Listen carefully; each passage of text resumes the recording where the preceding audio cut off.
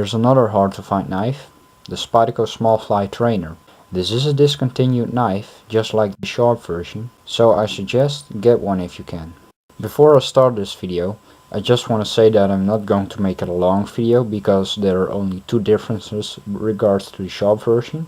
If you haven't seen that review yet, I suggest you click here and check that out first if you want to see the details. But in this video, I'm just going to give you my thoughts on the knife. Some people get confused over the names. They think that this is a Spiderfly, but no, this is a Smallfly and this is a Spiderfly.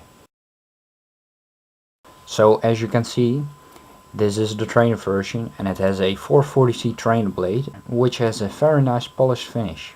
I like how they made the holes in the blade, you know, that way you can see that it is a trainer. It's also for simulating the weight of the sharp version. Because it is unsharpened, they removed that amount of metal by making the holes. And the reason why you would have a trainer is you have no danger of cutting or stabbing yourself. It saves a lot of bandages. I think they did a great job on the design. It's not like what you usually see in other balisongs, for instance what Benchmade makes. They have three different versions of this knife, and that are these two, what you see here, with the red and black G10 handles, but there's also another version with stainless handles. I only own these two, which I'm more than happy about, because it's a nice set for collectors like me. Now the thing is, you will have a harder time flipping these smaller balisongs rather than the full-size balisongs, mostly because you have less handle to hold on to. I don't own a full-size balisong right now, but I did own one in the past and flip one, and I suggest you first learn it with the smaller balisongs and then go over to the larger ones, so it can only get easier. Also, when you want to do rollovers or stuff like that, you will have less momentum because it's a very lightweight knife and short handles, so it needs some time to get used to it.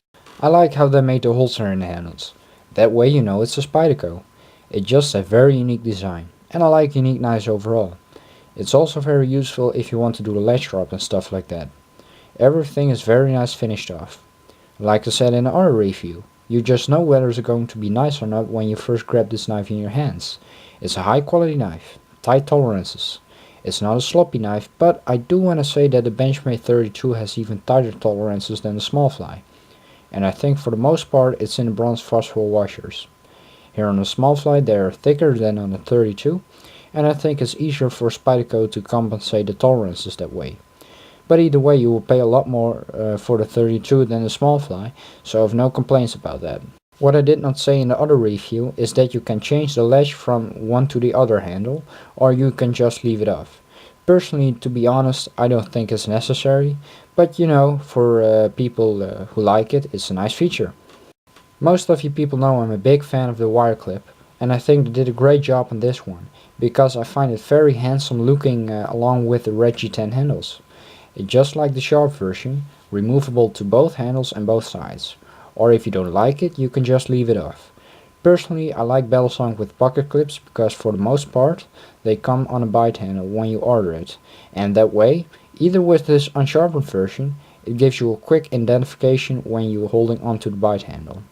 And if you don't want to use it as an EDC knife, you also have that option to carry it in your pocket. My final thoughts on this knife are that I think it's just one of those knives that you really want to have if you are a collector like me. You can also clean the knife if you want to, because you have the option to take it apart, which I think is also very important to have. Some balisongs are pinned and have no screws to take it apart, but this one has that option, so I think that's a big plus. Another thing I like is the mushroom shape of the tang in a closed position. When you open the knife, you will have a bit of a thumb ramp here, which helps if you are going to use this knife. Now, not this particular one of course, but the sharp version. So I think that's it for now, guys. If you have any questions on this knife, please feel free to ask in the comment section. I will always answer your questions, so hope you liked it and see you later.